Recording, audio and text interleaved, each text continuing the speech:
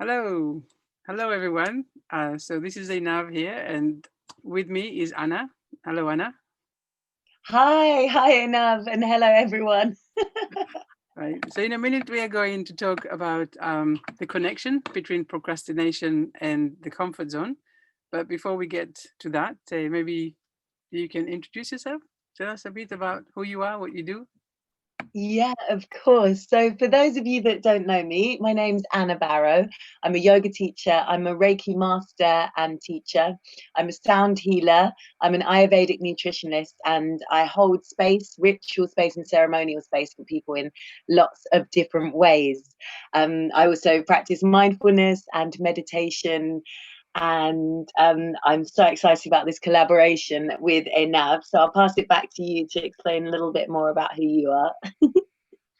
Thank you, thank you. And it's always very impressive to hear all of this. And I do this, and I do this, and I do this, and I'm like, yes.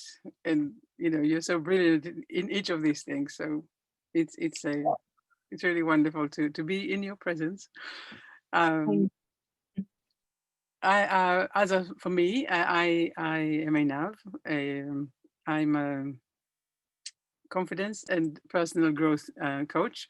It's still a mouthful because it's my new term for myself. I used to call myself a life coach and a life guide and many very other things. But what I do is I work with people feeling stuck, lost, fed up, people who manifest all of these things in anxiety or stress, and I help them to create a life that is empowered and wonderful for themselves. And as you mentioned, the collaboration earlier, so we together we created the Becoming Lotus, and as part of that, as part of this collaboration, today we want to talk about the connection between procrastination and the comfort zone. So, yep, go for it. I'm so sorry to interrupt you, but I just wanted to add to what you've just said, that this is a subject that's really close to my heart for lots of reasons. So, firstly, I just wanted to explain that the way that Einav and I met is that she was my coach. And so I went through the process of exploring all of these ideas and strategies. And so I know they work and I know they're effective. And not only that, I really know and trust Einav's process. And it literally, for me, on a personal level, was life changing. So that's one of the reasons why I'm so excited about this collaboration and about sharing all of these ideas. And just going back to when Einav said, oh, wow, that's lots of things that you do, and they are lots of different disciplines and healing modalities and ways of getting in touch with well-being, wellness, and the self, and bringing ourselves into balance. But at the same time, to me, all of these practices are pretty the same as well. I know they're different avenues to get to a kind of end goal, but for me, and the work that einav does too, it's all in this same field or area where we're basically striving for personal growth, development, and understanding ourselves better. I just wanted to add that. Yes, no, you're absolutely right. I like that because it's a lot about it. It's also the permission to be who we were born to be. So that's a whole area of yes, it's a whole story. And actually, I guess um, we can use that as an introduction to what we want to talk about today.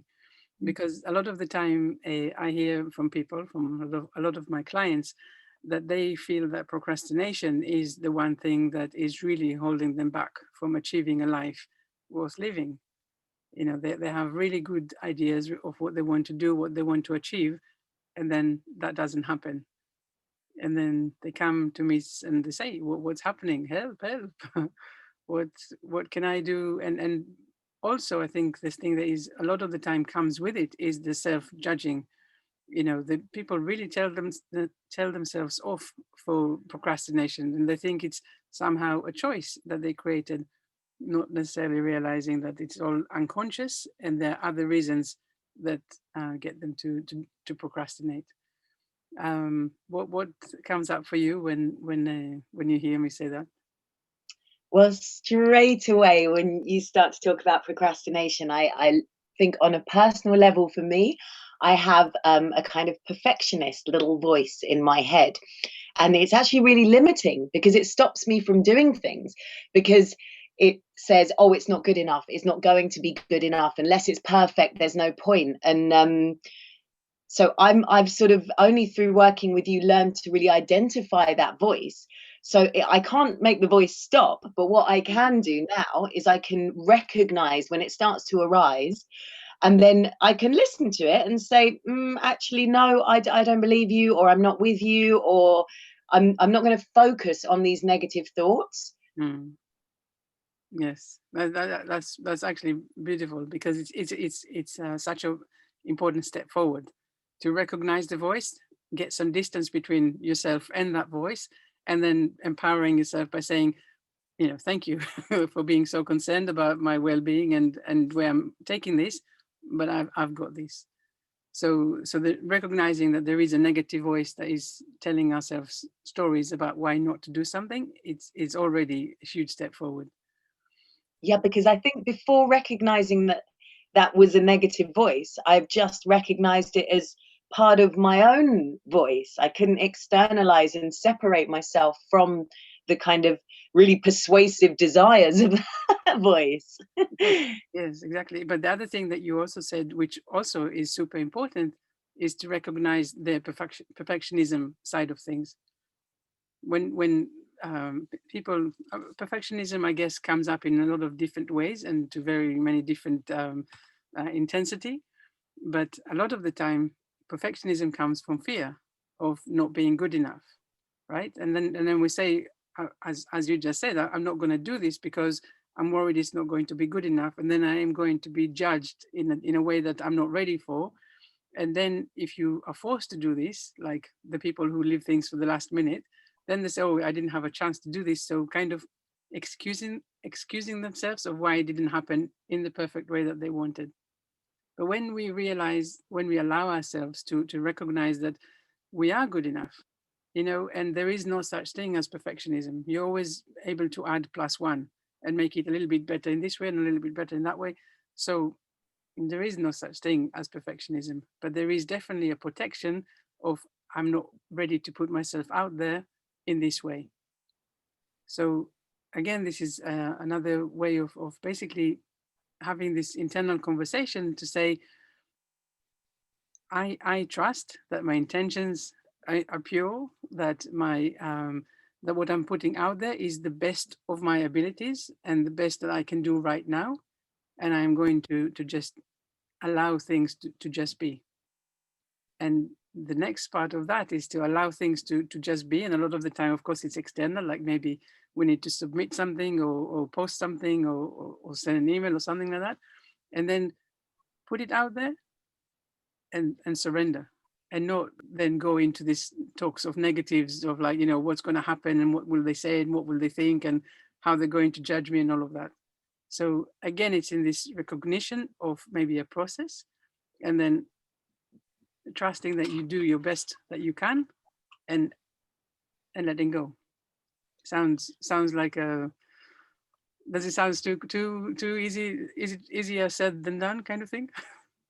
Well, I think it's definitely a learning because, for example, this idea of letting go, I think is really significant. And, people who practice yoga with me will know that I talk about this idea of aparigraha, which is the non-clinging, non-grasping, non-attachment to outcome.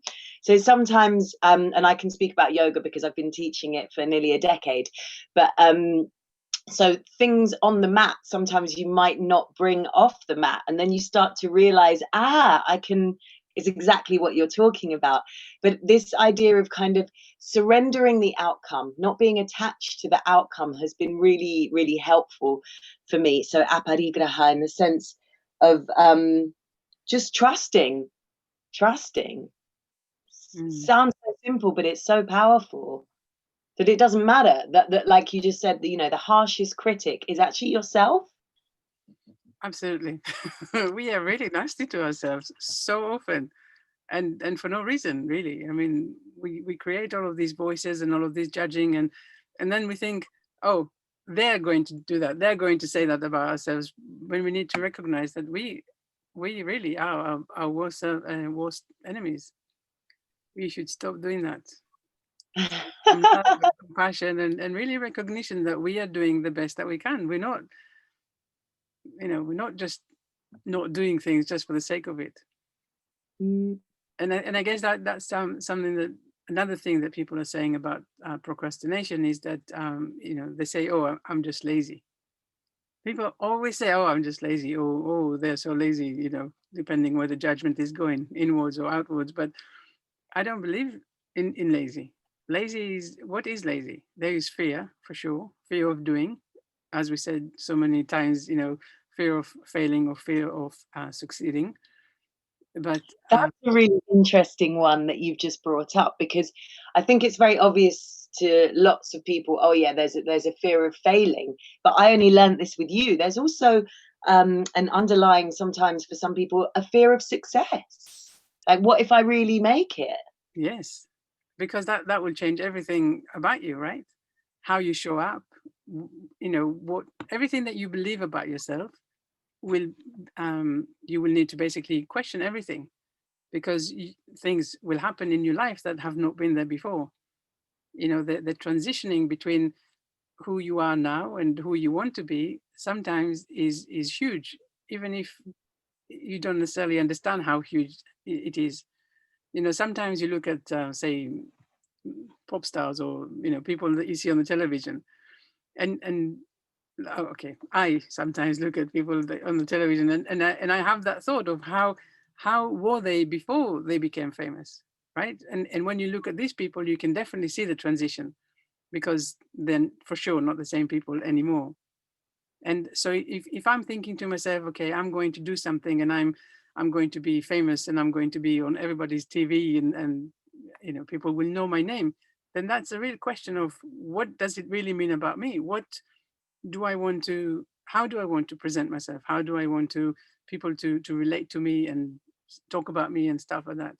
So if I have to put myself out there, and the fear of failure is, okay, so I'm not making it. This is about rejection. This is about the internal conversation that I have, about the negative voice. And this also adding to the story that I'm telling myself. Oh, no one ever going to know who I am. No one is ever going to see me. I'm never going to make it. So this is the one fear. But on the other hand, if I'm thinking, what would it take for me to actually become that successful person? I don't know. Maybe it means really long hours of, in recording studios. Maybe it's long hours. Maybe I need to go to the gym. That in itself might stop me, on a personal level, right? So it's all of these things that I know unconsciously that will come, that I now want to say, hang on, I'm not sure I'm ready. So this is the fear of success. And if we're connecting that to the negative voice, then of course this is a saboteur, because it's the fear of success, fear of achieving what I want, that I've kind of unconsciously managed to sabotage. But the other thing that I wanted us to do is to connect all of this to the comfort zone. And I guess the first thing that comes to my mind is really about, what is the comfort zone, right? The comfort is very comfy, for sure. But I'll let you maybe tell me what comes to you when I say that, the linking of all of these things that we just spoke about with the comfort zone. Well, I have to say, whenever I hear the words comfort zone, I always visualize, because I've just seen it so many times, I'm sure lots of other people have, there's like a circle and then another circle. And in the little circle in the middle, it's like, the comfort zone. And then it says outside, where the magic happens. So I'm guessing it's like when we make a choice to move forwards that might not always be an easy choice. There might be a little bit of fear involved, so feel the fear and do it anyway. But it's recognizing. Well, obviously you'll give a much better answer, but for me, staying in the comfort zone is not learning, not growing, and not doing anything that presents itself as fearful in any way, I guess. Mhm. Yes. I don't know what you think. Yeah, it's exactly that. So we can definitely connect everything that we just spoke about with the comfort zone, and it's exactly as you said. Comfort zone is a place, and I always, it sounds like a snuggly kind of thing that you just sit there. But even on a winter's day, right, when you're sitting there with your blanket and all snuggled up, you don't, the thought of going out there into the cold is enough to get you to not do it. And I think it's the same thing. It's knowing where we are and feeling really comfortable. The good side of it, and the bad thing of, and the bad side of it. Because sometimes you you we sit where we are and we imagine what will happen when we take steps to change where we are, and then we are filled with fear. Fear is a big word. I understand that a lot of people, when they hear fear, they don't really connect with it. What is fear? But Mm. it's the fear of the unknown. It's doing something and not knowing what is going to come up when I do something. And sometimes that in itself is enough to stop people from actually taking steps. So I don't know. I guess one example I can probably think of for my own life is if I want to put something on social media, for example. So I have me as I am now, sitting here, very unknown. People have no idea who I am. And all of a sudden, I'm thinking I'm going to put something out there. So I'm going to create a post that is going to create some attention to me. So all of a sudden, I have to be someone that I haven't been so far. And that might be very scary for me. Maybe and especially if I want to put something that is a bit controversial. And I'm like, okay, so I can create all of this attention that is not necessarily wanted. And then I can say, okay, do you know what? I don't need to do this. I'm kind of comfortable where I am. People don't know me. It's all relative, calm, and there's no storms where I am. So I'm just going to continue doing more of the same, which basically means that I can't move. I can't create any advance in my life, but I also not going to get any turmoils because it is so nice, comfortable, snuggly, and you know no nothing. It's just more of the same. So what I think's really interesting also about when you you used the word saboteur earlier, and that's something I learned with you, like that these negative voices that sabotage us. And I've got a dear friend who comes to mind because we were just talking about procrastination and the comfort zone and things that hold us back, and we identified that her negative voice was a different one to mine, and hers was more about, I'm going to get hurt, this is not safe. Mm. And so I think that's really interesting because it, like, that's basically what you described within that comfort zone, and it's almost like links in a more literal way. That negative voice that says this is dangerous can be one of those saboteurs or one of those negative voices. Yes, yes, and I guess that leads us to a slightly different topic of really understanding the various voices of the negative voice. I just to give an example, right? There's people who suffer with anxiety, for example. Their negative voice is what we can call the hypervigilant, because what they find is that their attention is constantly in the what will happen if this, what will happen if that, and then putting so much scary thoughts in their minds that they are now finding the need to protect themselves. And then I guess this is relevant to what you just said, because the fear of being hurt is for sure a showstopper. People, the need to protect themselves and not to get hurt is a primal need. So that's huge.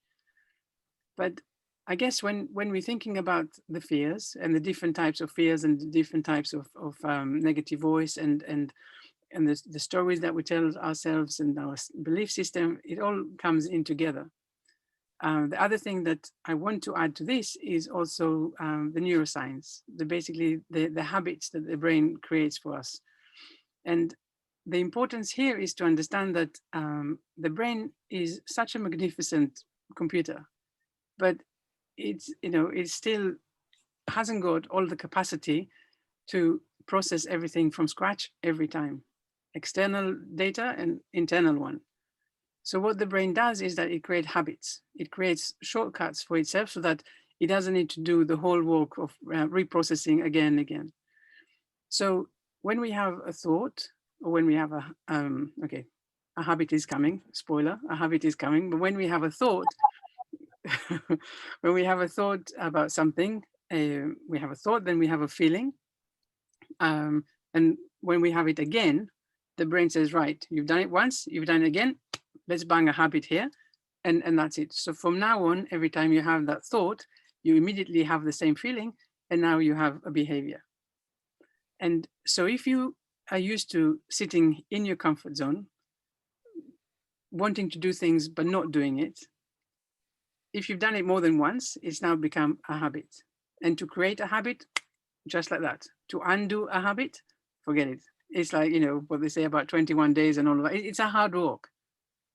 So when you're sitting wherever you are and thinking about procrastination and the comfort zone, that place that the known place that is, there are no dangers in your comfort zone. It's, you've already established the reality. You already know everything that is going to happen.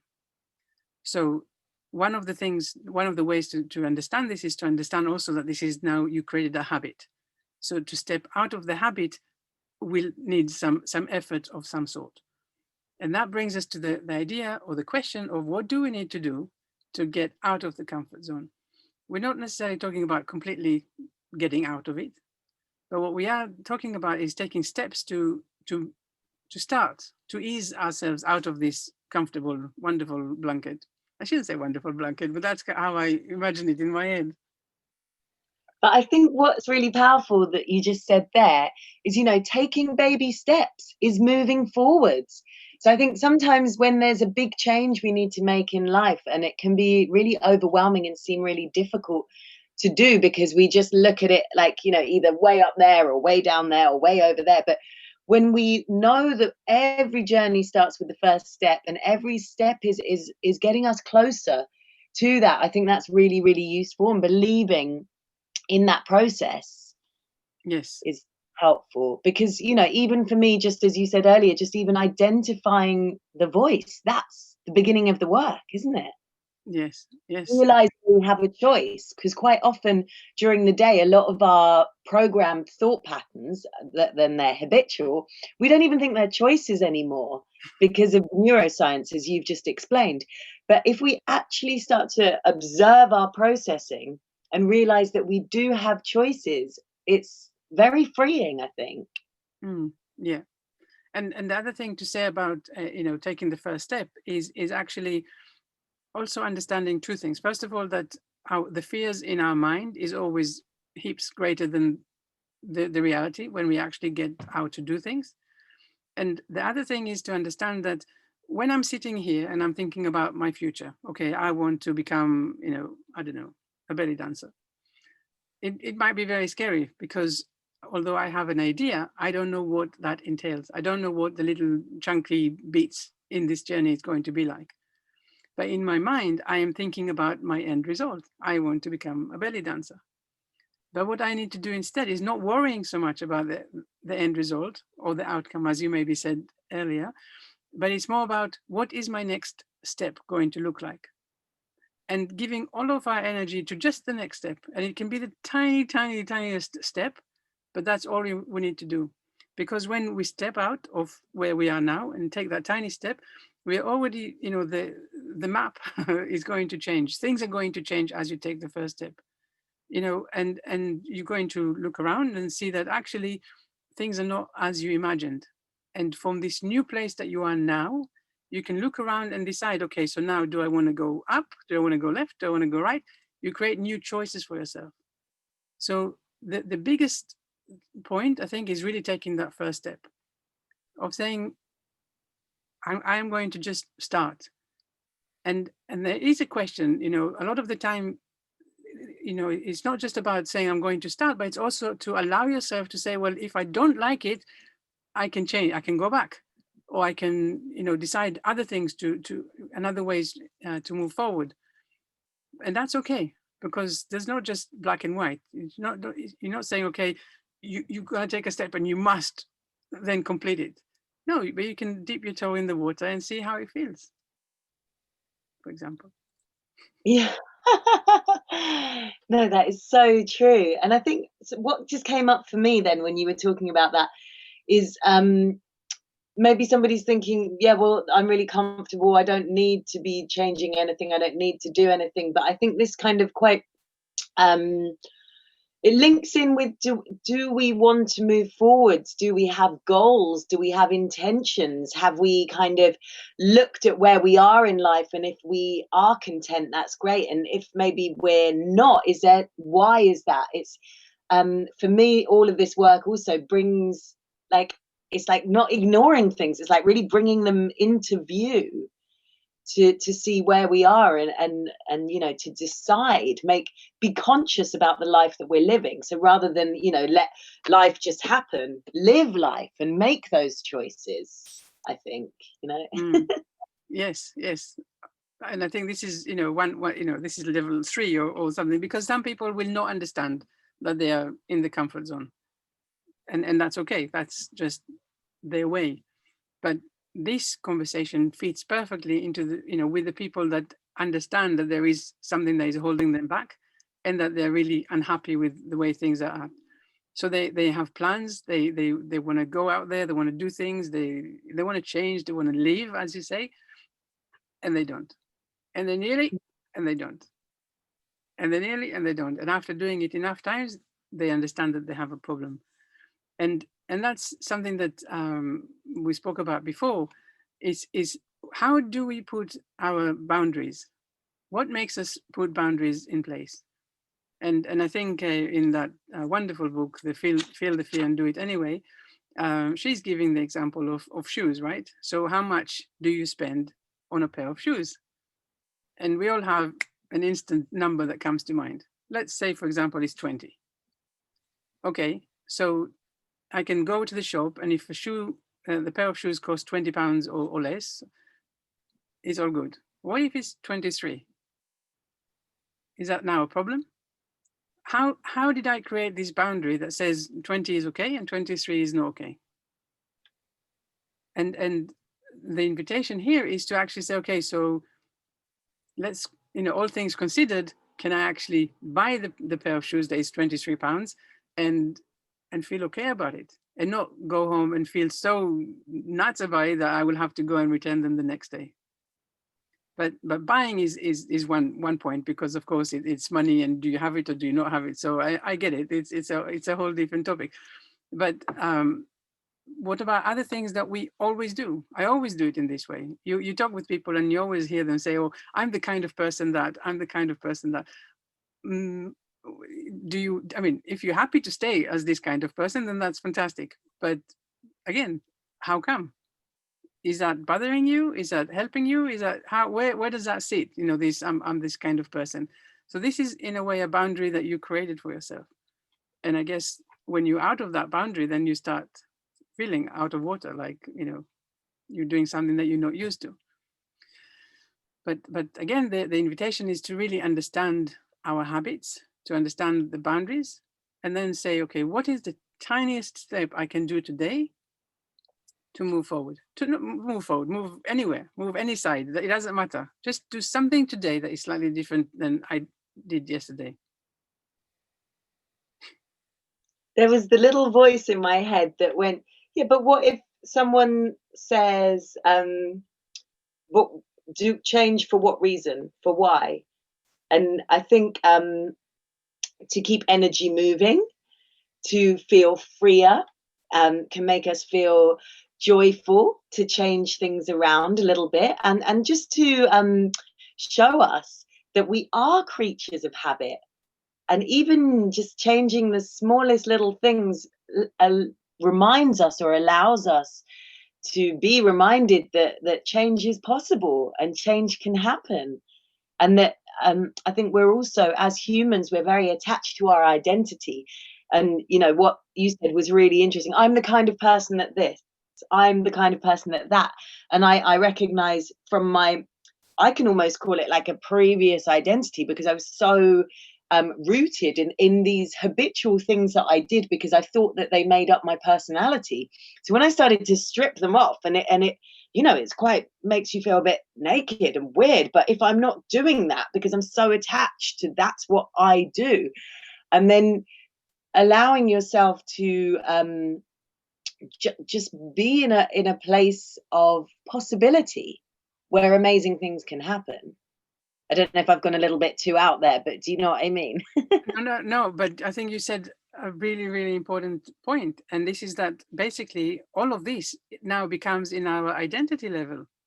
So really, who am I if I'm not this or if I'm not that? I do work with chronic pain. And I reached out to people that, identified themselves as suffering with chronic pain. And I said, there is things that we can do to eliminate this.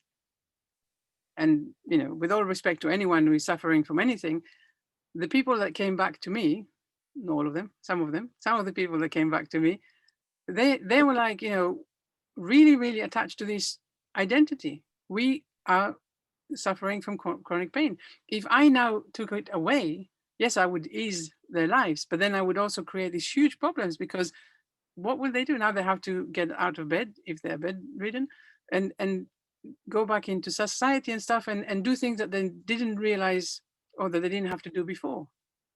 And maybe this is a little bit of extreme. I acknowledge that, but in a way, this is identifying or really highlighting how far fears can go.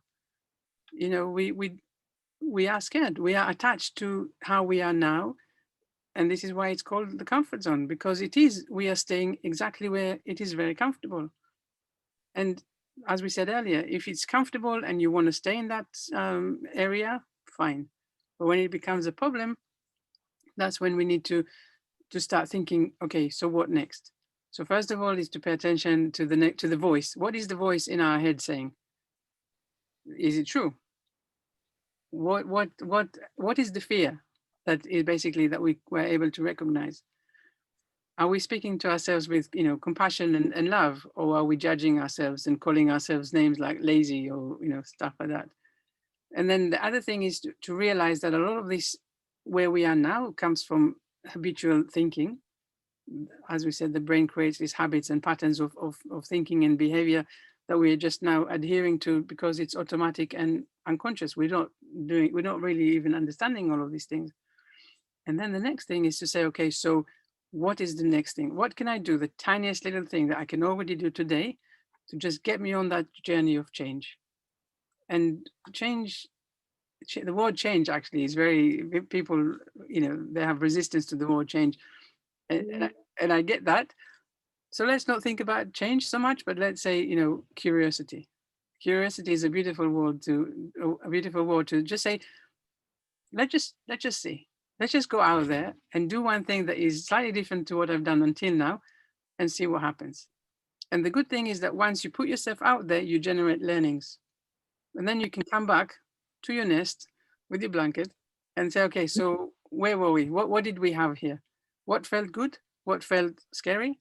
And then find out, okay, so the scary bit, was that, again, was it true? Or was it just a feeling? Is it something that I created, or is it something that I can, yes, it was really happening. So just these kind of conversations will help us move forward into the tiniest next step. And just one thing I'd like to add, because sometimes it can feel like, well, I don't know. We're so in our own heads a lot of the time that we can't actually be objective about the thoughts. So one thing I found really super useful, and that's journaling or automatic writing. So that's when you're kind of doing writing without editing, or without wondering or worrying how it's going to read or how it flows or what it is, but actually just as a download, just to get all of those thoughts out of the head and then read them back, and it allows us to see them from a slightly different perspective. So if you're somebody who's been watching this and think, well, Okay, we've all got like a negative voice, but I'm not quite sure what mine is. If you just start doing some journaling and you read it back, you'll soon see what's coming out. And I think that's a really useful in terms of a practical tool to get started as well. To Yes, brilliant. When in my previous job, I guess when we went to like a presentation or a meeting or something like that, we would then go away, maybe in teams or in pairs or small teams, and we will do a brain dump. It means that we just bring everything that you comes into your mind, that from whatever it is that you just experienced, and you're just dumping it on the whiteboard or post-its or whatever. Same thing. So you take everything slightly different, because what you're talking about is just really allowing words to just come through. It just, without, as you say, without editing, without judging, just allow it to come to the paper. I think you're right. I think it's very powerful to then read it again and think, or not think that. Maybe that's another judge. or that face is like the face towards the negative voice, thinking, you're powerful. I think we just identified our next talk. Understanding and identifying your negative voice.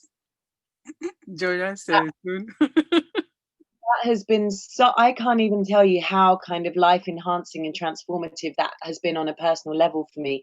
And a personal experience is I was, very self-critical about the way I look. And it's been a theme that runs through my life, because I don't look like a lot of the rest of my family. I also don't look, British. I know that's this is, we won't get into this whole race conversation, but just for me on a very personal level, my looks were very affecting. And by tuning in more to that negative voice and realizing that the only person really judging me was me, has been just like opened so many possibilities. So anyway, I love you said that. It really is. It's so beautiful, because this is, again, of course, another reason why people don't do things. It's that the judging and the fear and everything that is going on in their head, and actually when you understand that, when you think about others, you're giving them all the power. It's all about what them, and then who's to say that they are right and you're wrong? Actually, if you turn it around and you celebrate yourself, your uniqueness, all of it that is about you and nothing to do with them, that's how you start slowly to snip away at these cables that strap you down to the comfort zone. I should also say invisible cables. yeah. And I just thought, I'm sure we've all had that experience where, we've just been to the hairdresser, you just stepped out of the salon, or you've just fallen in love, or you've just got a new job, or something wonderful has happened.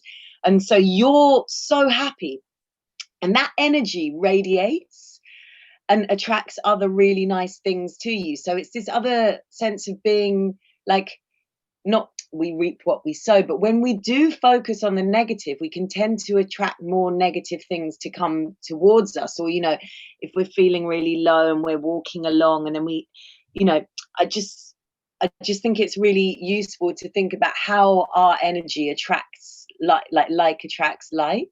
And it goes on a bit, to this abundance mindset and what is happening in the mind. So if we are focusing on the negative, then we're almost attracting more negative. But if we're choosing to focus on the positive, it just, physically, emotionally, mentally, I believe that attracts positivity in itself as well. Yes. So that's another good point. A lot of people, and also connecting it to what you said earlier about the perfectionism, I would not step out of the house until everything is aligned and perfect. But actually, that's what they say, right? Fake it till you make it. There's another way of finding a practical tool is just those little acts of self-care. I mean, we hear it, but what are the things that make you feel good, make you feel really good in you? I mean, I know for me, I need to meditate every morning. And if I don't feel like I've given myself, I've not honored myself, that space to clean out my brain, that time, well, as my practice to connect with, a higher source or divine, and to really be in that present moment without being distracted by tasks and responsibilities and all these things. And that is my practice of self-care that makes me have that feeling of woo, you know. And maybe for somebody else it's going to be a different practice, but so I think it's also thinking about how we can invite those little things into our day. Or maybe you just have a delicious tea that you really savor, and that taste takes you to that place of feeling good. But yeah.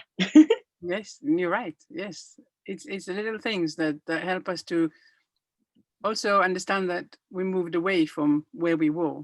So constantly looking around and saying, you know, okay, maybe I'm scared. What can I do? What habit or what ritual can I create here to help me move along the way and see where it takes you? Mm. And Oh, I could just literally talk to you for hours and go on and on and on. But we probably should. yes, I think it's a nice spot to pause and Yeah. let whoever my misplaced English, but let whoever is watching to have a chance to think about everything that we said. So thank you, everyone. Thank you, of course, Anna, for a lovely conversation, and thank you for anyone who's joined us. And if anyone has any comments, questions, or anything, feel free to like, subscribe, comment, and of course, there is a wonderful Facebook group that we invite people to join. It's called Becoming Lotus. And if you'd like to join, we would love to have you there. It's a place for a community to come together with inspiration, motivation, spirituality, coaching, meditation, all of these wonderful things that we and our members bring to the group. Any last words before we switch off for today? Well, just to say, please don't hold back if you do have any questions, and particularly if there's any content that we can share with you that will help you. We've come together in this collaboration as a shared understanding of lots of different ideas, but one of them is Seva, and Seva is something that's very dear to my heart, and it's service. It's like lifting people up and it's helping people. So genuinely, if there's some information or content that we can be providing for you that is helpful, please do let us know. Yeah, and we hope to welcome you to Becoming Lotus Facebook group soon if you're not already there. Wonderful. Well, thank you very much, Anna, and everyone. And we will be in touch soon. Bye.